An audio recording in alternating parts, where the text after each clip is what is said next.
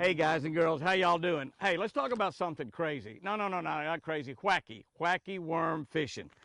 Wacky worm fishing, that's right. But before we do, be sure to hit that subscribe button and that notification bell so you'll never miss a Jimmy Houston video, because if you'll stick with me to the end, I'll show you how you can win some great Jimmy Houston merchandise. Okay, wacky worm fishing. Well, wacky worm fishing works because what you do is you're going to hook your hook in the middle of the worm.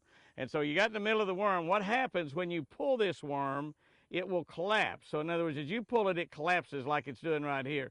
When you stop it, it starts to fall, and it falls down like such, straight. And when you move it, it collapses. When you stop it, it falls. And it falls very, very slowly. But let's talk about really some kind of advanced ways to fish a wacky worm.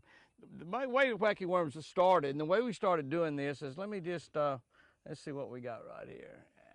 I got just a hook on this. Yeah, all we did with a wacky worm was we just started with a hook, and then we used a lot bigger hooks in the early days fishing these things. We just take and put just a regular old worm hook. We got to where we moved down to smaller and smaller hooks, and they seem like they work great. You don't lose many fish on them, and all we would do is we'd just take a hook. We'd go in here about the egg sac, somewhere around the middle of the worm, just stick that back through there like this. And that's a wacky worm rig right there. I think it'd probably be better off you hook it in the middle. But get it in there somewhere. It doesn't matter whether it's in the middle. And one of the good things about it is you tear a worm up, you can kind of move that around. And like I said, so it's like this. As it falls, it goes that. As you move it, it goes like this. So that was wacky worm fishing. Now, one of the problems we had in wacky worm fishing was that we lost a lot of worms. They pulled a lot of worms off. So we started solving that problem. And this will work good if you're going to fish this way, is we'd hook that thing down through that worm like we've done there. We'd turn it around like I've done here, and hook it back again. Now we've got a double hook situation. Now it takes away from the action a little bit. It takes away from the action, but you've got a double hook situation there, and so the fish can't get that bait off of your hook very well. And that works really well right there. And this is just a standard wacky rig that we've been using for years and years and years. But here's what we started doing.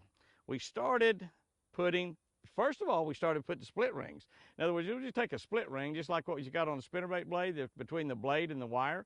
Take a spinnerbait blade, and we would work that spinnerbait blade down on that bait where it was right in the middle of it, and then we started hooking our hook underneath that blade. And that worked pretty well. It added a little weight to it, and it kept us from losing so many baits. And this is a pow stick. This is a Lucky Strike pow stick, a 6-inch sinking worm, and it kept us from losing so many of these baits. We could catch a lot of fish. We didn't lose so many.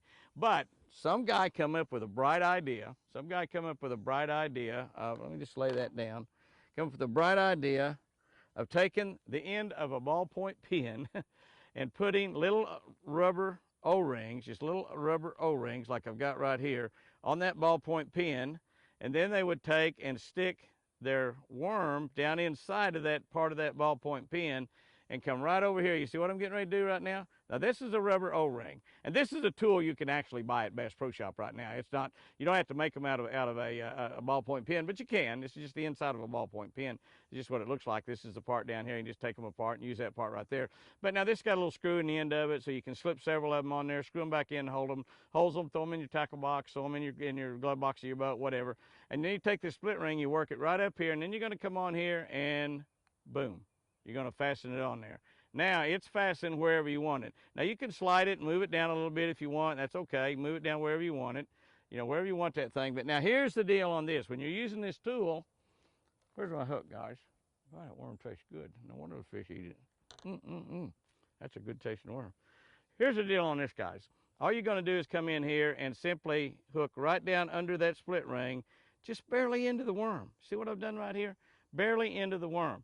Now you're not going to lose very many pow sticks. In other words, you're going to be able to catch several fish on that before you have to replace it. So you can get a lot more fish per package of worms.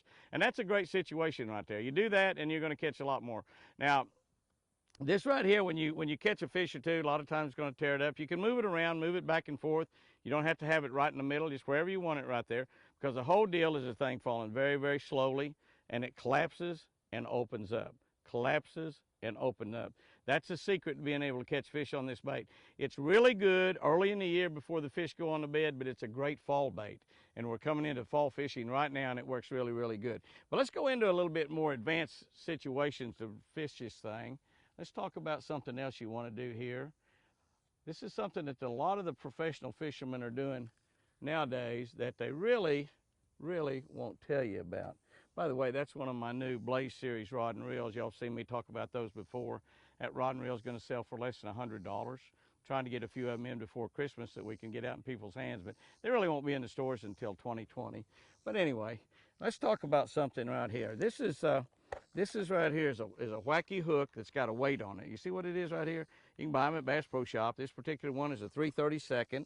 We got them in a lot of different sizes. That's a 3/16. This is for fishing a Wacky worm at depth and in brush.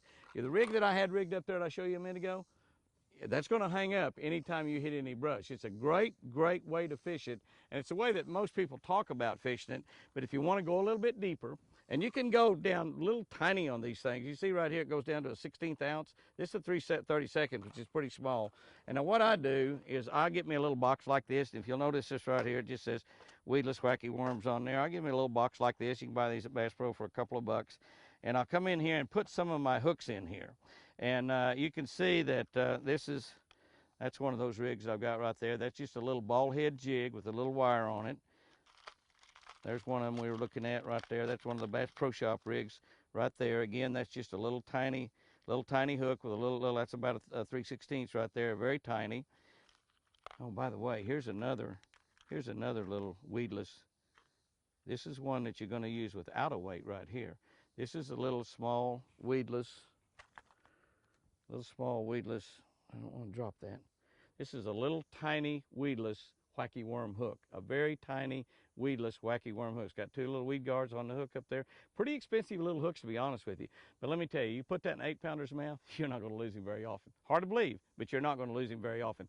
This is a great way to really finesse it. You want to use these on spinning reels when you're using little tiny hooks like this. Spinning reels, light line, the lighter the line you use, the faster the bait's going to sink. So if you're using 4 or 6 pound test line, your bait's going to sink a lot faster than it will if you move up to 8 or 10 pound test line. Most of us now use braid and then use a leader on there that's fluorocarbon coated, and that's the way we fish these things. But these little tiny hooks fished on light line will catch fish in the clearest of water.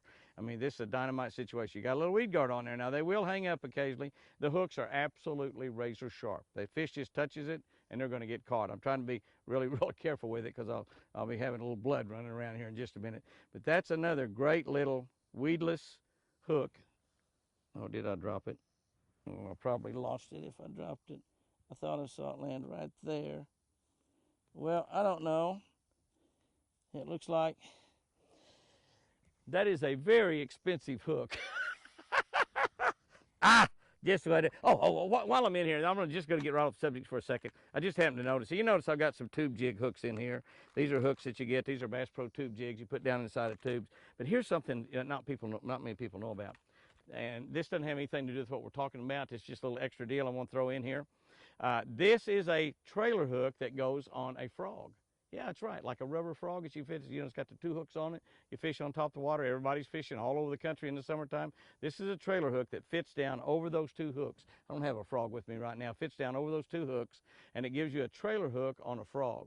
Absolutely a must if you're going to fish a frog in a tournament or something where it's really important you catch most of the strikes you get. I just had that in that box. Thought I'd throw that out there. The other thing I want to tell you about on fishing that bait right there is that if you can also add weight by just simply adding a split shot. I don't know where that rig was that I had there a minute ago. It's this rig right here, I guess. You can actually add a split shot also. Just take a little tiny split shot. Don't have one handy. Take a split shot and put right up there above it. That'll give you some weight on there. And also, the further you put your split shot up, if you want to drop that thing all the way down to the bottom, the split shot will hit the bottom, and the bait will fall slower, however it is. A foot off the bottom, 18 inches, whatever it is, it's going to fall slower down. So that's another good little Wacky worm trick right there. But the thing about that you want to really concentrate on and really think about is get you one of these little tools. It makes your bass fishing with a Wacky rig a lot easier. Get you some small hooks, some hooks that's specifically made to fish for Wacky rig worms. And also get you some that's got some weight on it so you can fish that bait down deeper. Because let me tell you, the pros in these tournaments where they're catching some of these big fish and big strings of fish on a Wacky worm, a lot of them are fishing them down deeper. They're not just simply throwing them up there and fishing them in 2, 3, 4, 5, 6 foot of water. Some of them are fishing them down 8, 10, 12, 15, 18 feet deep. So get those weights that's weighted, they're weedless, and you can fish that Wacky worm down deeper. Wacky worm fishing, I promise you, it's going to be a great way to catch fish when this water starts cooling down, which is just around the corner. Okay, guys and girls, be sure to leave a comment on here and let me know what kind of fishing tips you'd like to see in some of our future videos. Here's what we're going to do. I've got some Jimmy Houston Outdoors t-shirts. Now, they're not all exactly the same, but this is kind of what they look like. You know, we got Jimmy Houston Outdoors on the front. Got a nice little fancy painting on the back. We got them in various colors, and we've got some different styles other than this. But I want to give away, how many do I want to give away on this video? I'll tell you what I'll do. Let's give away a dozen on this video. Let's give away a dozen. Now, in order to win this, what you got to do is you got to subscribe to our YouTube channel, and you need to make a comment about this video. Make a comment on this video. That's how we're going to pick the, let's do a dozen. Hey, let's do a dozen. Let's do a dozen Jimmy Houston t-shirts on this very video right here. Hey, y'all, any of y'all old enough to know what a baker's dozen is? Used to, when you bought a dozen donuts, a good baker would give you a baker's dozen. A baker's dozen is 13 donuts. Now, you don't get that at the Dunkin' Donuts or Krispy Kreme or any of those places now. If you buy a dozen, you're lucky to get 12. But let's do a baker's dozen. Let's give away, oh, that's an unlucky number, 13. Not for fishermen, it's not. Let's give away a baker's dozen t-shirts on this video. So, hit that subscribe button, hit that notification bell so you'll never miss a video. And I'm going to give away 13, a baker's dozen Jimmy Houston Outdoor t-shirts. Be sure to hit that button, hit that notification button, never miss another single Jimmy Houston Outdoors video. Later, guys and girls.